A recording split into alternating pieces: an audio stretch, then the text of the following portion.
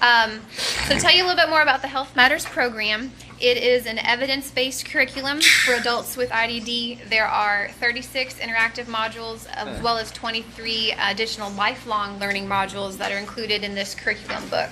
So it's everything that staff and employees would need to be able to run a successful health promotion program.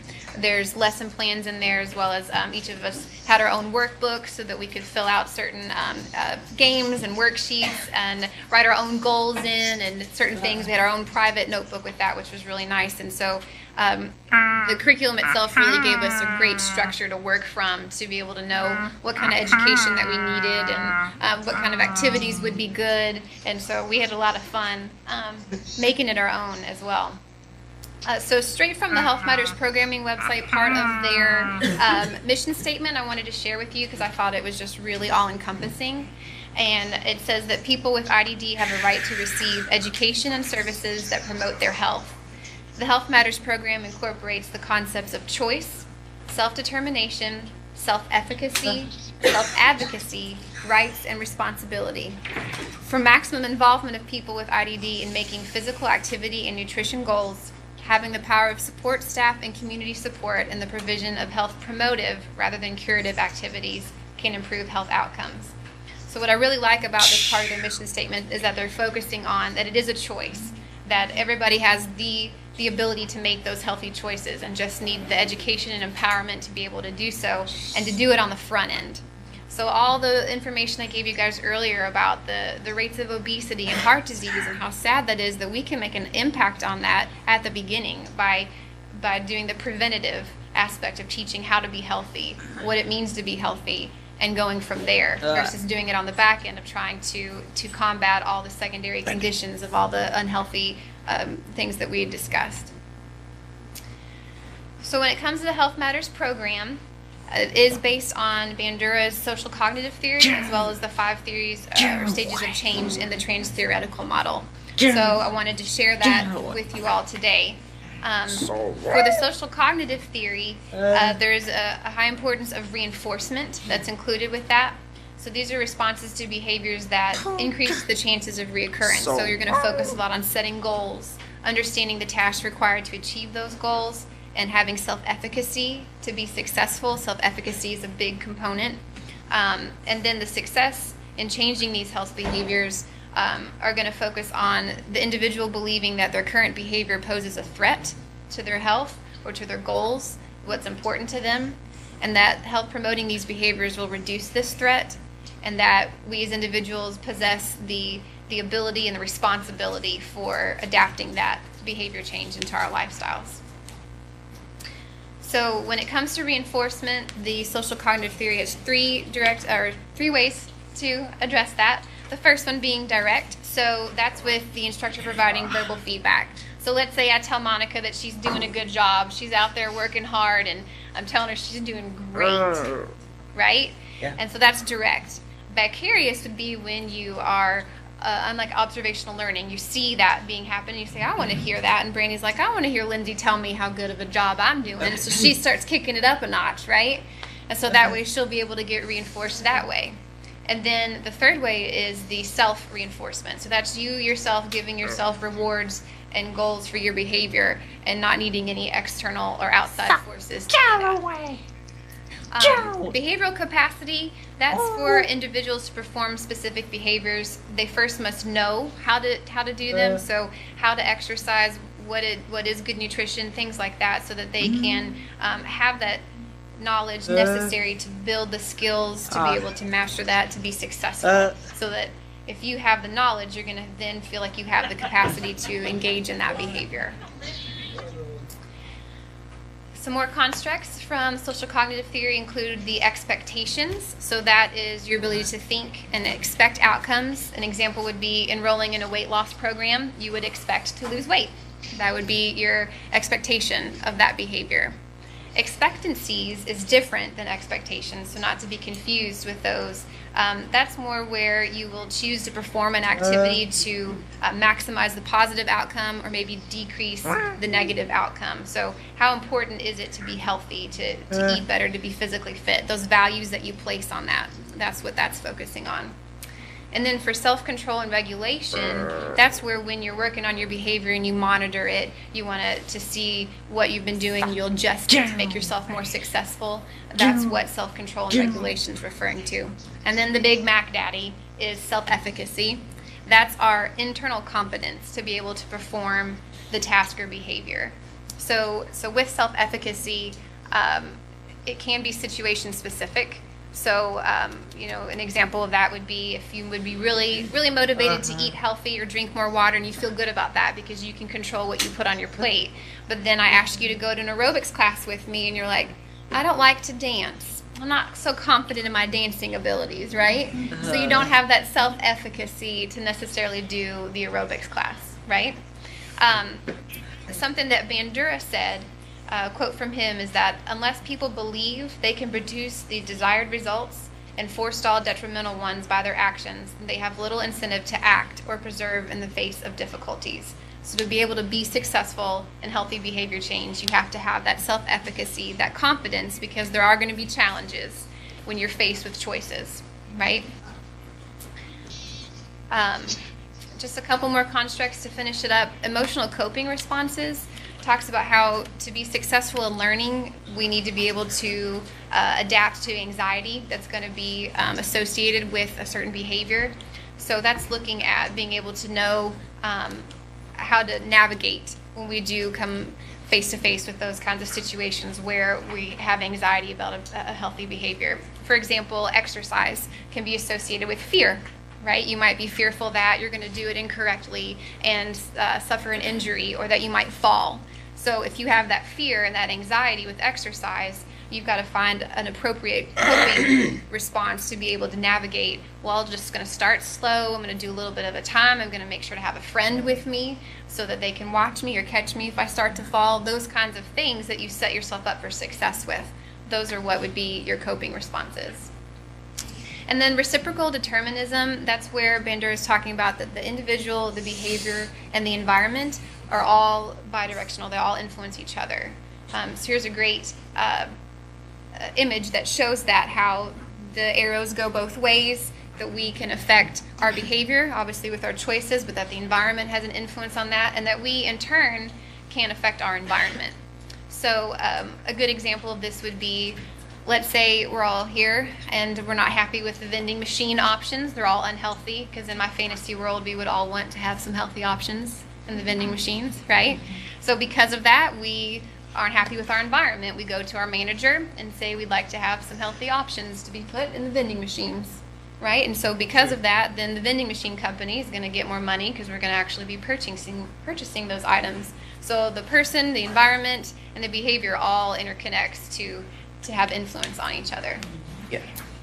Excellent. So then last is the locus of control, and that's just focusing on, do I have the control over the reinforcement and what my behavior is, or is there some kind of external forces? So like we talked about, maybe the environmental or social factors that affected the maps to look that way. So being cognizant of what your role is in that, as well as what the external role is for that as well. So in addition to the social cognitive theory, there's also the trans-theoretical model, which focuses on the processes of change and how to maintain those changes over time.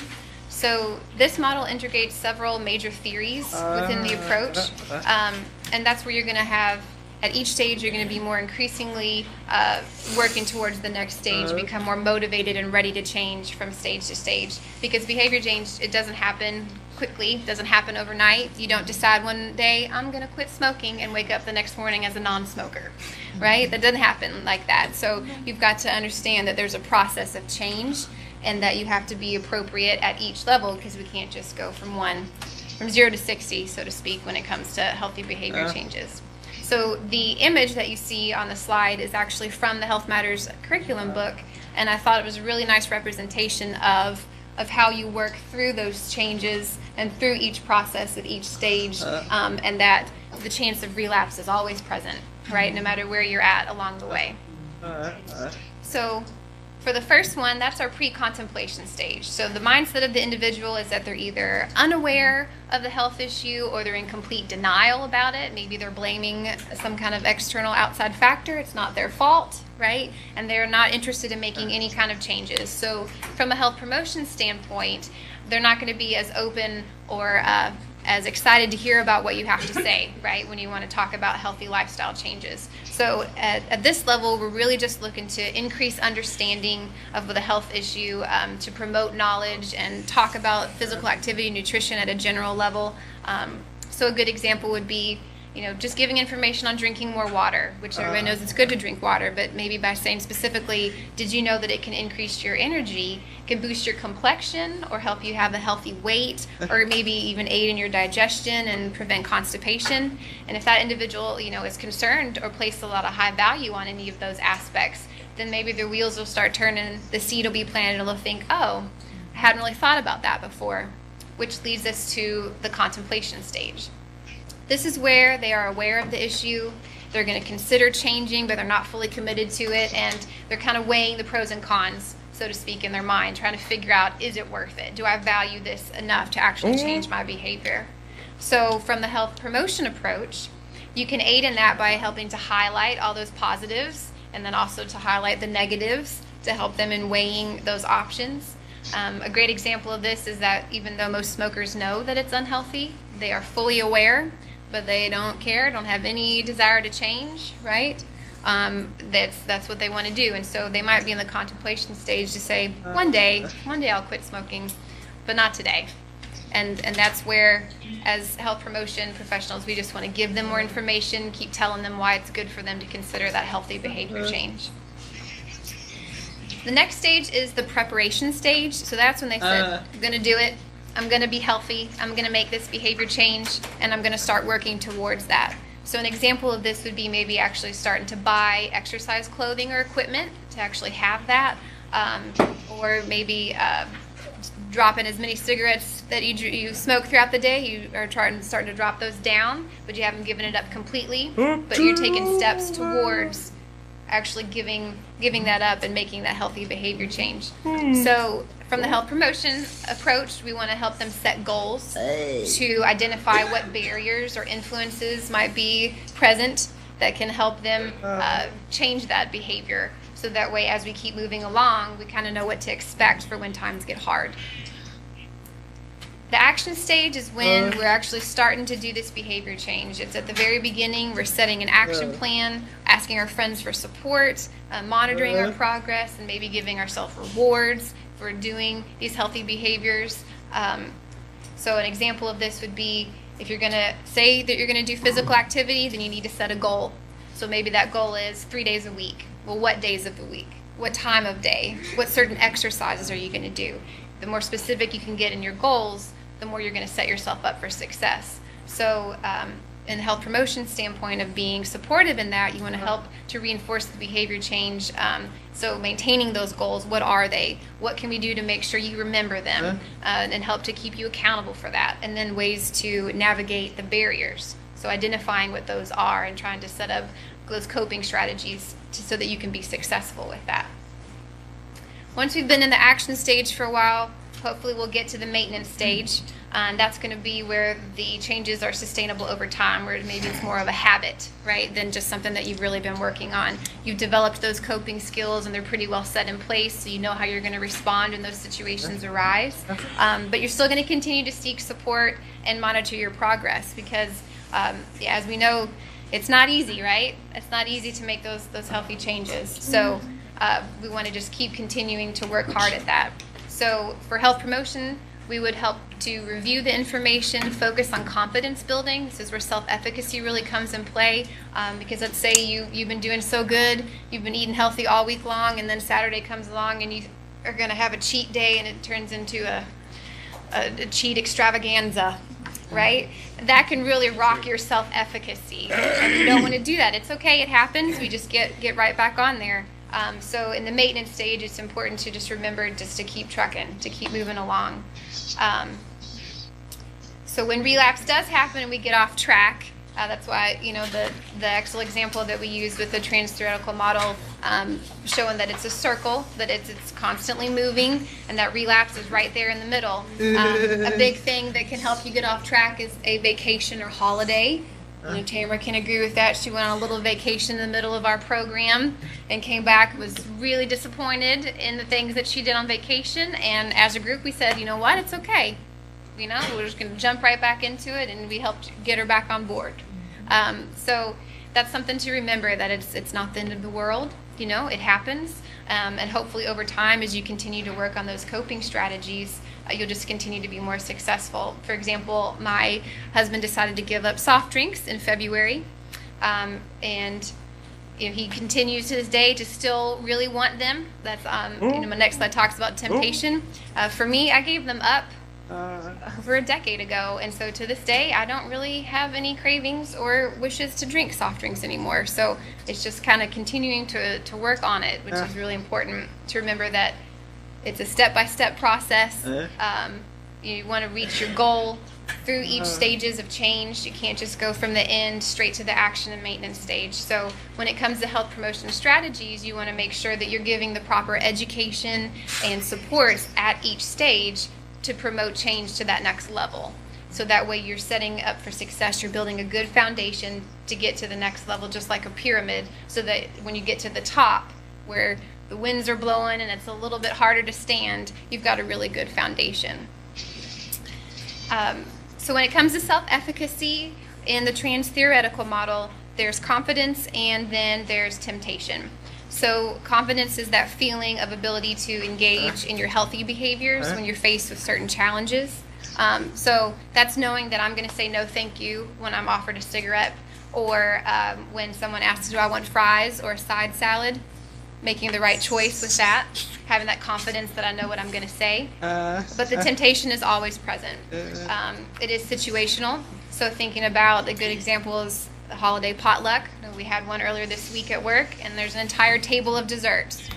Do you really need one of each to taste all of them, or do you just want them? You know, what is the temptation that's present there, right? And it's hard.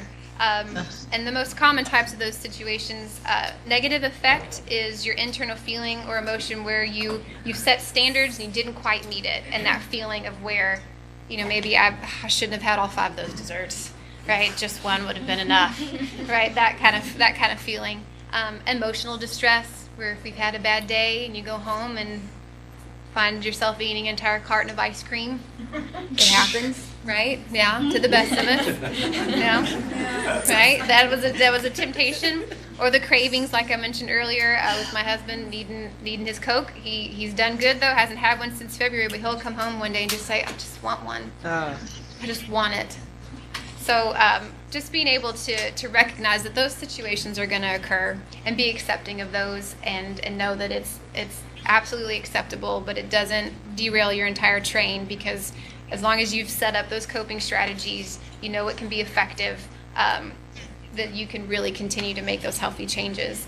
My grandmother is 97 years old. She still lives alone. She would drive if we let her. She talks about it all the time. She renewed her driver's license at 90, but we took it away. The thing that she'll tell you is the secret to life is moderation, that moderation is key, that you don't want to deny yourself the things that make you happy, but too much of a good thing can be bad. So especially in working with this group up here, you know, we did talk a lot about what our temptations were, what our barriers were, and trying to discuss in those situations ways that we could navigate that. So in trying to inspire you to incorporate more health promotion strategies in what you do, I think that's a really big component of, you know, you can maybe understand the theory, understand of how to work through the stages, and what it means to educate and to empower. And a part of that is talking about the hard parts and what is going to be negative, so that you can know how to handle those situations when they arise. So at this point, we can take a little bit break, but while we're all here, and that was the big chunk of the, I don't want to say boring, but that was the more educational component of what we had to talk about. Does anybody have any specific questions about the social cognitive theory, health promotion with trans-theoretical model, or anything like that? What about you guys? Feel pretty good? Yeah. Yeah? Yeah, they're done great. No. Thanks, Brandy. I appreciate that. That was the hard part. The next part's the fun part, right? Oh boy. Oh boy. Good. I talk weird. No, Yes, I do. everybody can understand you just fine, isn't that right? Not that good. And they're excited that you're here. So that's what matters. So we're going to take... That's right. You are good. Okay. Social you did. supports. It's a really big aspect in what we're doing. So we're going to take just a little 5-minute break so that everybody can stretch How their about legs. 2 minutes? 2? Yeah, God. Randy. We'll do 5. We'll gotta go to the bathroom. There's only a couple stalls in there. So stretch your legs, get a drink of water, and we'll be back in just a couple minutes. Okay, we're gonna get started to talk about the fun stuff. Just a polite reminder: if you are at a remote site, if you could please mute your mics, just for the next little bit of time being, that would be wonderful because we can hear some of your all's conversations. You guys ready? I'm ready. Yeah. Good. Okay, welcome back. So, we're going to talk about what we did with the Health Matters program. So, as you saw in the video, we did do the 12 weeks of the exercise, nutrition, health education curriculum. We met 3 days a week for 2 hours.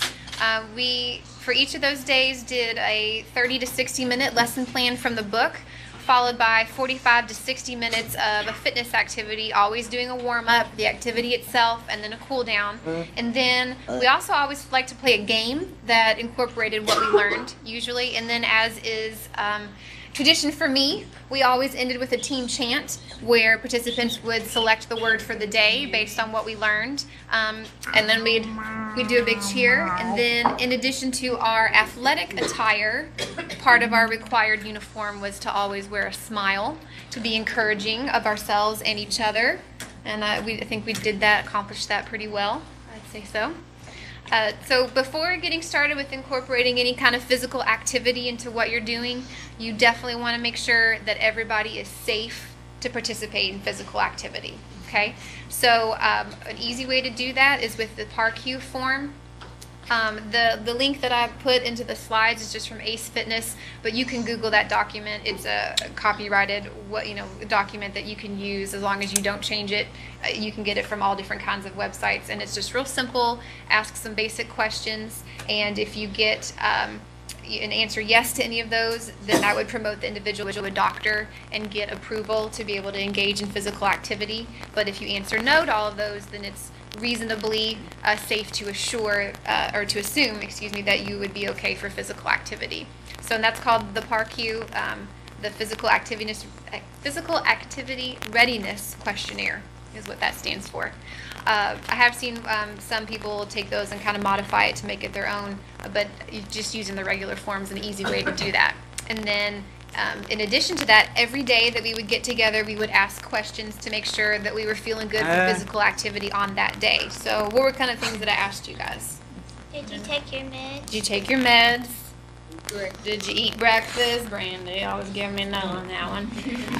How you were feeling that day, right? Were you experiencing any kind of pain or anything that we needed to know about? Usually I was feeling tired. I got that a lot because we met Monday, Wednesday, Fridays at 9. But that wasn't a good excuse, right? Being tired. No. No, that's right. Good. So when you're being physically active, it's good to know the level of intensity. So the Borg rating scale of perceived exertion is a universal tool that's used for that. The one on your slides is what we pulled directly from the Health Matters curriculum. We really like it because it has the light green going to yellow to red, so you've got your color variation of knowing where you need to be with your intensity. In addition to that, you've got the words going from light to hard to very hard. And then also the pictures of the lovely ladies that are exercising. Up top, she's walking, leisurely, got a big smile on her face. It kind of looks like she's power walking, not breathing too heavy. There in the middle, we've got someone who looks like they're running, but they're doing pretty good. They've got a nice stride. And what about the lady at the bottom? Very hard. She's running pretty hard. Her face has got a grimace on it. Her legs are as far apart as she can, running as fast as she can. Her hat's flying off. She doesn't look like she's having too much fun. No. No. Right? So we definitely liked to use this to show where we needed to be and the level of intensity. Obviously, as you're getting started, you want to be more so at the beginning. And then when you're actually working and doing your physical activity, where do we want to be, guys? In the middle. Right in the middle. That's good. So, and some people might think it looks interesting that this number chart starts at 6, but that actually correlates to your heart rate if you multiply it by 10. So just as we're sitting here in this room, not exerting any physical activity, our heart rates are somewhere in the 60s. So that's what's at the very top of the chart. And so if you multiply that by 10, when you're working at your 12, that's actually about 120 beats per minute for your heart rate. So that's why you're looking at the 12 to 15 is your ideal range for your target heart rate. Good. So when it comes to physical activity recommendations, it's important to know that it does not have to be vigorous activity, right, guys? It can be moderate activity, which a good definition of moderate is being able to walk 2 miles in roughly 30 minutes. So that pace would be what puts you in the middle of that work chart. So that it's like walking, dancing, gardening or yard work. Swimming would be good. Or exercising. Any kind of exercise, or the house chores. I know Monica told me sometimes doing laundry feels like exercise. Or folding the clothes. Folding the clothes. Or feeding the dogs. Right. All those are good examples of physical activity. Definitely no Mountain Dew.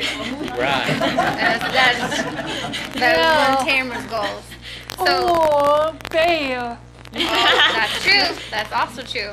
So when we're talking about physical activity, that's different from fitness, right? Physical activity can be a lot of different things. So that was one of the things that we talked about, right? That you can do lots of different things. That doesn't just mean going to the gym. And our recommendations, you guys remember what the recommendations are? More water. Well, with the physical activity that we're talking about, how much should you exercise? A lot. 30 minutes. Right. So 30 30 minutes. minutes How or much? to 20 minutes. Right. So 20 minutes of vigorous activity, good, or 30 minutes of moderate. Or How many days a week? 3 times or 2 times a day. Right? I Okay. don't 2 times a day know. would be good. So the actual guidelines that you can get from the CDC, the American Heart Association, any of those places, the government organizations are going to tell you 30 minutes a day on 5 or more days of the week for your moderate activity, which is pretty much every day. You want to try to get 30 minutes of activity. And then strength training, we want to try and get 2 or more days of the week, because just to get normal, healthy lifestyles is 30 minutes a day, most days of the week.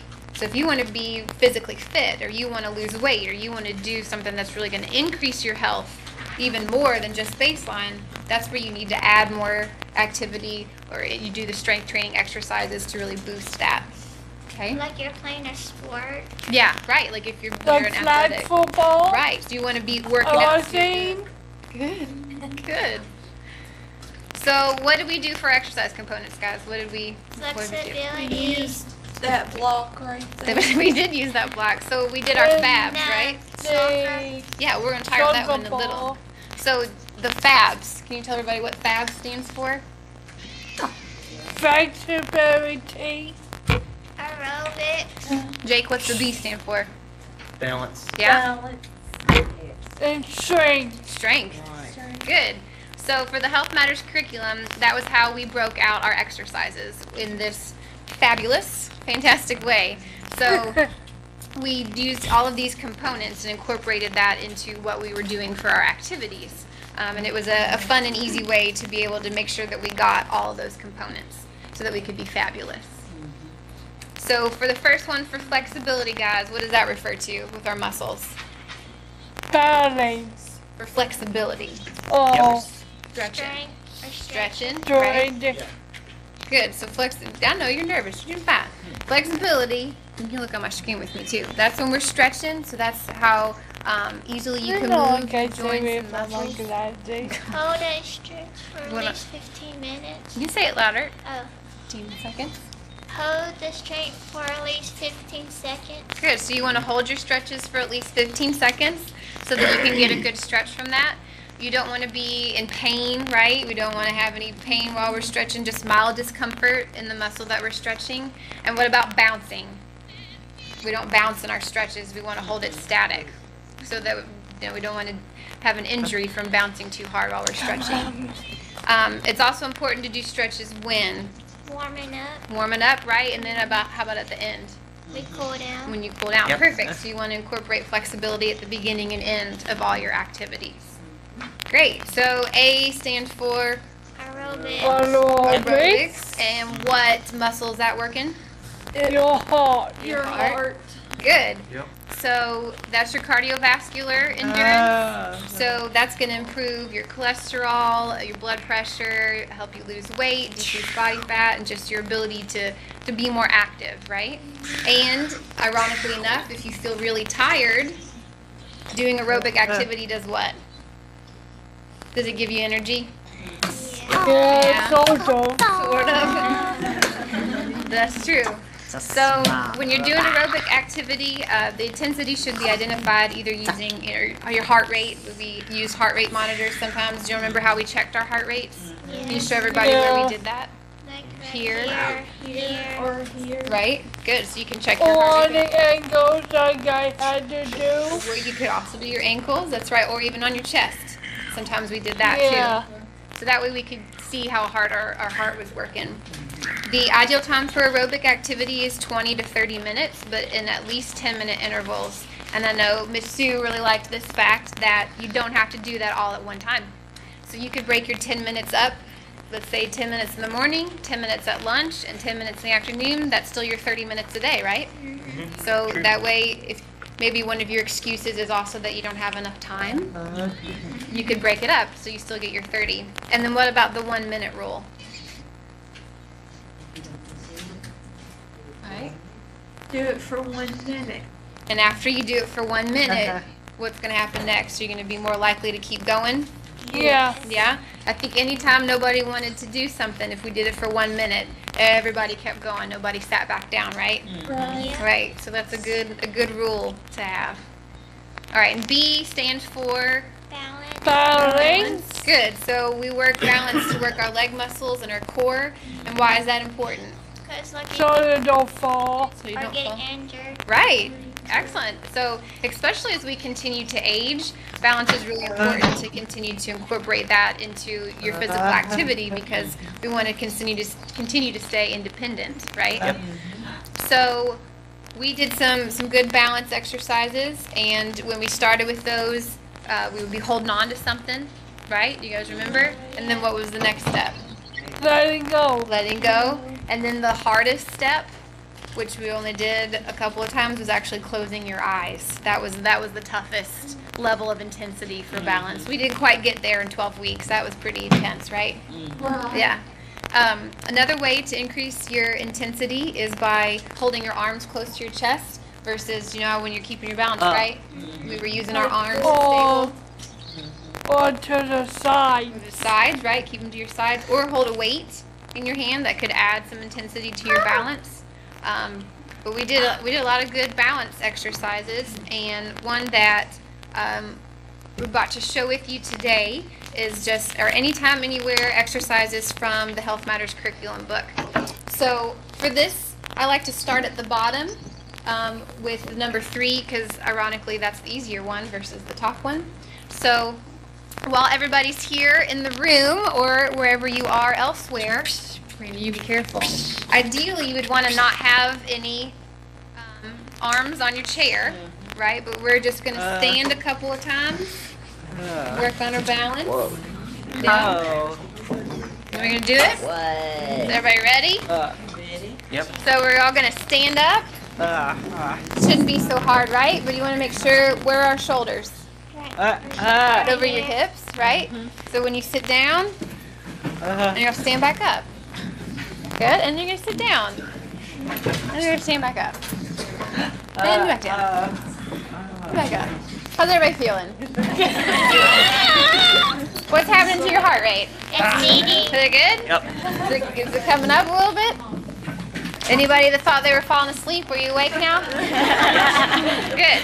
So this time when you stay standing, if you try to stand on one foot, you can feel the little muscles, right, in your standing leg working to hold your balance. You might feel ridiculous in doing these things, but They should talking about the that they weren't doing it. not us. But the thing about it is that something as simple as standing up a few times, everybody's laughing, right? We're kind of in a better mood. Maybe some endorphins were released, hopefully. And hopefully those of you that are joining us at remote sites were joining us in those activities. But it's nice just to kind of get your blood flowing and work a little bit on your muscles, because just hearing us talk about it's not the same as actually doing it, right? Yeah. Right? So this was something that we could easily do to share with you no matter where you were. Yeah? So in working on balance exercises, that's an easy thing to do. I know there's been times where my colleagues and I have been at work, been really tired. It's 2 o'clock. You kind of hit that lull. We'll do a couple sit-to-stands. Maybe see how many we can do in 30 minutes, really? Woo. 30 seconds or a minute, but just kind of get the blood flowing and moving can get the same thing going in your brain to help you to think better. That's a lot of what we did. We always made sure that we tried to constantly be moving so that we could really retain our information. And I think that these guys are proof that was working. Yeah? So everybody feels pretty good? We're on the balance? Show 'em that walk. We are. That's in a little bit. Good. Come on. Sit down. Oh, my name. Good. So those are some simple things you can do Good job. anywhere, anytime, right? Standing, so going from sit to stands, balancing on one foot. I like to do that sometimes when I'm brushing my teeth. You're already standing there anyways, right? Yeah, or standing in line at the grocery store. Those are perfect times to actually start working your body just a little bit, and that's going to count towards your overall activity for the day.